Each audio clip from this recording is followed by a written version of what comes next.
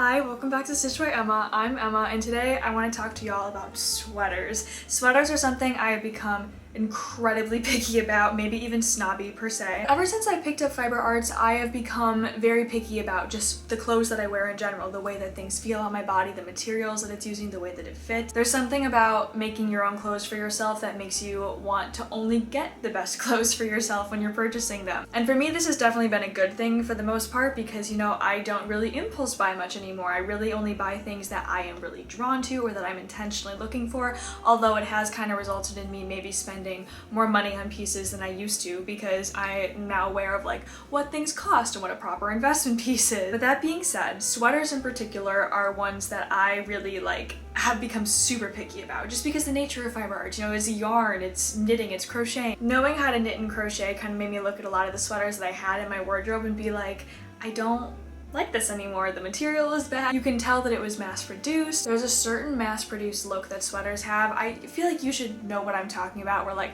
the stitches are super tiny, too small to even look hand-knit. It just looks very manufactured. I like it when sweaters look hand-knit. So with that being said, and with the cool weather coming up soon, hopefully, if we're lucky, I wanted to go through my sweater collection, or at least some of the sweaters that I particularly like, find interesting, intriguing. Some of my personal favorite sweaters for the fall and winter. I'll tell you where they're from, where I got them, what brand they are, and maybe some tips that I have for like finding nice sweaters like this. And before we begin, I'm wearing the Ophelia top patterned by me. Okay, I have like two big piles below me. We're just gonna go through. The first one on the list is this Patchamama sweater. This is something that I just kind of never thought I'd own because they are so expensive, and I found somebody reselling this on Depop for $40. $40 is kind of the magic number I found. There's been so many pieces that I've been like, oh my god, I've always wanted this, but it's so expensive, going for like hundreds and hundreds of dollars, and then I'll find somebody selling it for 40. It's like always 40, and I snag it whenever I can. But this sweater has been an incredible wardrobe addition. It is so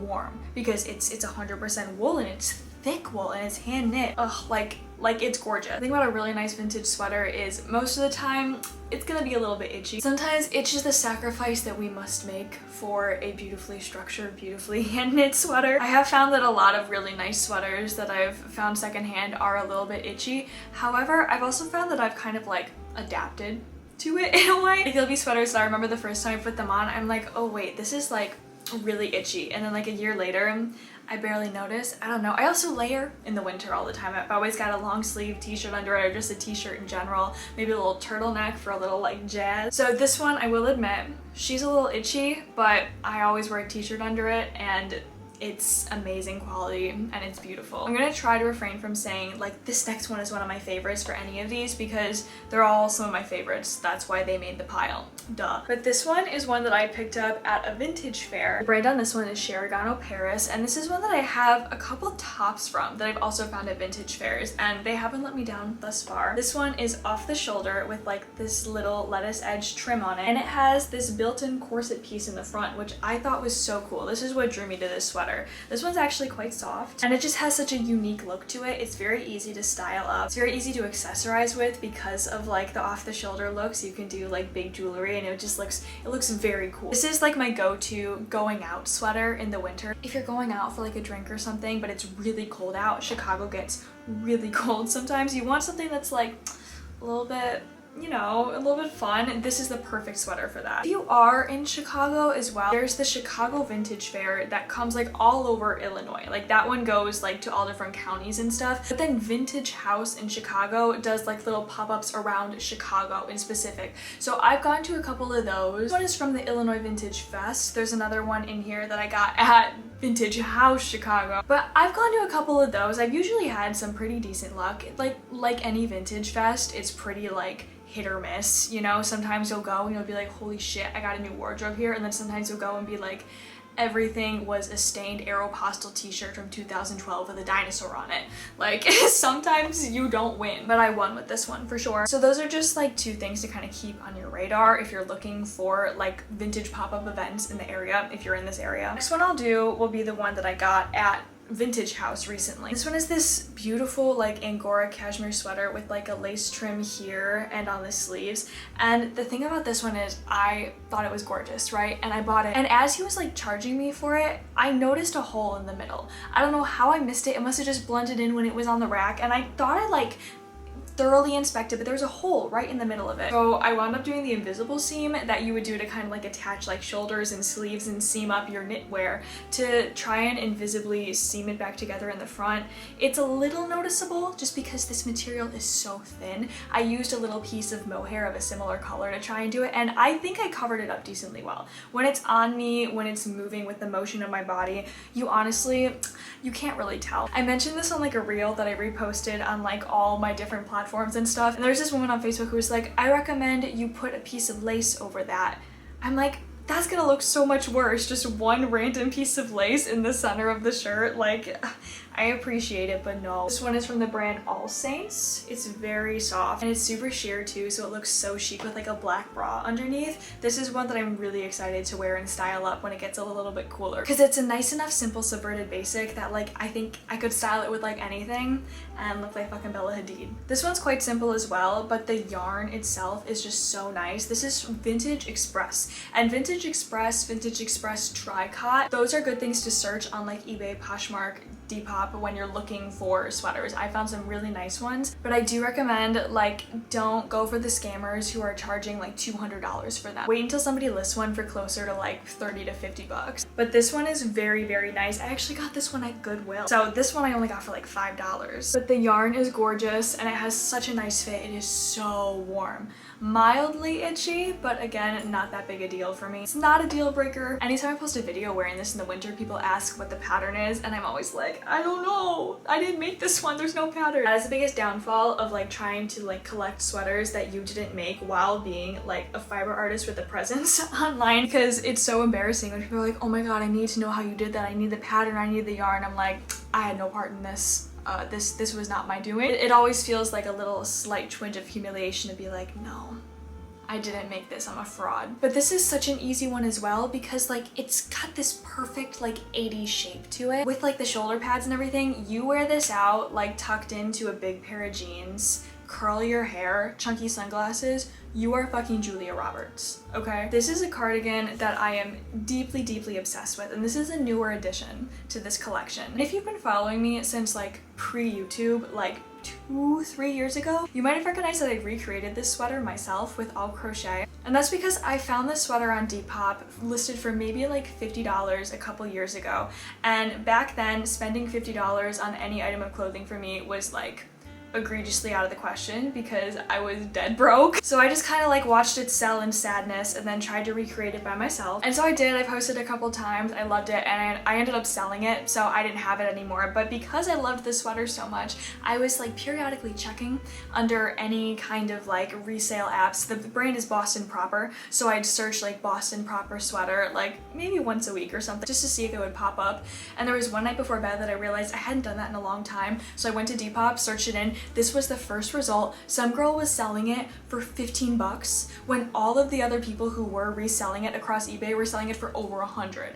So I was like, I bought it immediately, did not even think about it, didn't even check her page to see if she had good reviews. I was so quick with it because I was like, oh my god, I've been searching for this for years. This is it. I've worn this out a couple times since purchasing it. Every single time, so many compliments because it's just so cool and it's colorful. I can't believe that was only 15 bucks. Deal of the century. Let's do a relatively simple one now. This one's from the brand Coldwater Creek. This is also a Goodwill find. Coldwater Creek and like St. John's Bay, I have found to have like really good quality sweaters that you almost always find in thrift stores. If you see like shit around the camera, all of a sudden a bunch of like fuzz started floating in front of the lens and I like can't get rid of it and I have no idea if it's showing up or not. This one is almost like a light pinkish. You can't really tell except in person, but it's super simple with the exception of this little button band on the side.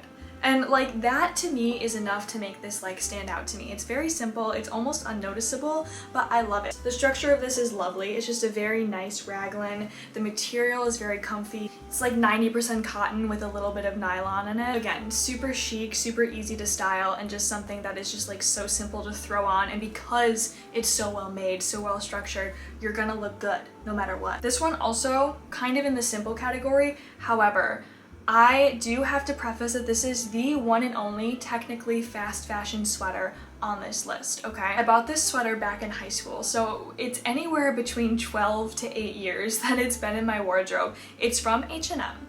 And I remember when I got it, I was going like shopping with my mom. I had just gotten some birthday money, and this one was, I think, 35 bucks, which was one of the most expensive sweaters in the store at the time. Over the years, this sweater has held up. It's made it through so many washes. It's always looked good. Okay. It's a really nice sweater. To this day, I feel like I have not seen a sweater like this in H&M before. Like I said, this thing is like about 10 years old, and for a fast fashion sweater that I would wear like multiple times every single fall and winter, like this would be my go-to for a while, like before I had any of these, because like this was such a nice sweater and like one of my only nice sweaters in my wardrobe. The cabling is nice. The back has like very interesting stitching on it. There's a folded collar in the front. It's so thick. It is so thick. This does not look like your typical like fast fashion sweater where like you can tell that the stitches are like really small. It looks very like machine. Like this looks hand knit. It can't be. Like it can't be. But it's ridiculously nice for what it is. And I have held on to this one, and I'm probably going to continue hanging on to it until one day it might fall apart. But as of right now, she's going like 10 years strong, still so soft, still in such good condition. Yeah, I don't know. This one is an anomaly that I can't explain, but I won't deny the impact that she's had on my wardrobe. In my humble opinion, Paloma Wool catches a lot of strays for no reason. I've seen people on Twitter talking like crazy shit about Paloma Wool before, and unless they've done something that I'm not aware of, I really like tend to like their collections, especially their like chunky knit sweaters. I remember the first time I saw this sweater on my Pinterest board and on Instagram, I was so in love with it. And I was like, I need to get that sweater somehow if it's the last thing I do. And I eventually saw somebody reselling it on Poshmark for like just under $100. And these go for like $250, I think. So I ended up buying this like about 2 years ago as a birthday gift for myself, and I was literally like so excited. You know how when people will buy clothes online and they'll kind of say something like, this is the one that's gonna finally make me feel complete? This actually did. Like I got this in the mail and I'm like, yeah, for a couple weeks I was like, I do feel completer. I do feel better. I don't know, this sweater is very nice quality. It's gorgeous. It's only like mildly itchy. I don't really have itchy issues with this one. I'm a big fan. I would like to collect a couple more of their sweaters that they had from this collection, because this is all like discontinued stuff at this point. This was from like years and years ago. This is almost vintage at this point. But I saw people on like Twitter and stuff saying like Paloma Wool is what you buy when you just don't know what to search for, and I'm like, okay bitch, let me like this sweater. I love this sweater. And I wear spirals like all the time too, so it's so fun to accessorize. A brand that I've mentioned on here many a times as being like my inspiration and something that I want to make stuff in the style of is Zone Blue. I became obsessed with this briefly after like getting into knitting. Definitely like while I was crocheting, I was aware of this brand and kind of trying to like, you know, use some of their influences in my work. But it wasn't until I actually started knitting that I was able to kind of like replicate some of the vibes more sufficiently. And I own two of their pieces. One is more of like just a plain knit top, so that doesn't qualify. This is sweaters only. This is serious. But this one is cool as hell. Okay, so it's off the shoulder, and the off the shoulder is held by this like mesh, so it sits so nicely on your shoulders. It is so flattering. It just like kind of hugs a little bit below where this would sit, and so then the whole body is knit, and then the sleeves are knit up until this. Without a doubt, the coolest part is this like corseted part in the front. There's like a mesh insert, and then it kind of like laces up, and it kind of looks like a spine. I don't know how else to describe it. I think it is so sick. It's asymmetrical. It's a combination of materials. It involves corseting and off the shoulder and like dynamic things, and it's just, I get like geeked out about this one. And the best part, magic number, 40 bucks. Found it for 40 bucks on Depop. This one is very simple, but I'm in love with it. This is a very plain, like rolled boat neck cashmere sweater. It is one of the softest sweaters I've ever felt in my life. I found this one at a crossroads, and when I found it, the sweater was in bad condition. It was bally everywhere. There was like shit hanging off of it, but I have a sweater shaver, so I thought, I'm gonna buy it. and if it doesn't work, then I ate 20 bucks, which sucks, but if it does work, I will have a gorgeous cashmere sweater for 20 bucks. And what do you know? It worked incredibly. It looks renewed. It looks like a new sweater. Any little bumps on it just kind of look like the natural boucle of a yarn. I would highly recommend investing in a sweater shaver if you don't have one. I was able to get one for like 10, 15 bucks online, I think. And it just like, it literally can revive like a sweater that you might think needs to be thrown away because it's just kind of gotten like mothbally over the years. That doesn't have to be the end of your clothes. Kind of like a cobbler for sweaters that you can just like keep battery powered in your closet. I only have 2 left, and these 2 I saved for the end because I did mention them in my previous video about what I thrifted while I was in London. However, that video did flop tremendously, so if you haven't seen that one, then here you go. The first is this super sick turtleneck, and it has this incredibly cool stitch pattern down the front that looks like cascading leaves. It's all these like intentional drop stitches, and it just like is one of the coolest things I've ever seen. When I saw this on the rack, I was like, oh my god, I need that on my body immediately.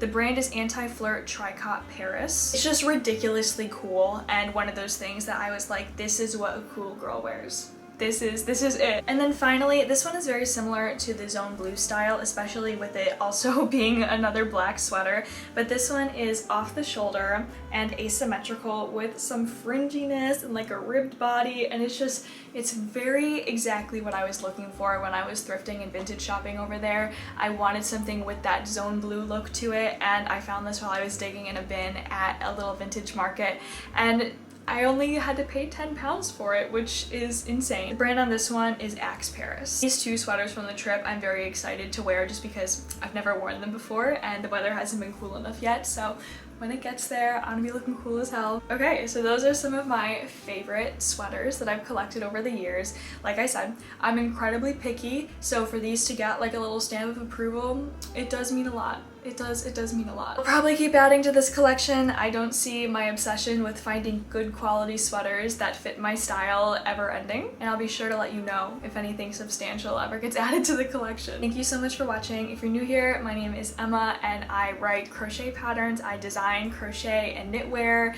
It's my passion. I love clothes. I love designing clothes. I love talking about clothes, and I love talking about literally anything else in the world. I love talking. If you want to see some of the pieces or the patterns that I have available, like this one, you can check out my Etsy, or my website has both pieces and patterns. My Etsy is just patterns. I have a select couple on Ravelry, which I'm looking at trying to get everything up there like in due time. Thanks for watching. Like or subscribe if you wanna, and I will see you in the next one. Bye!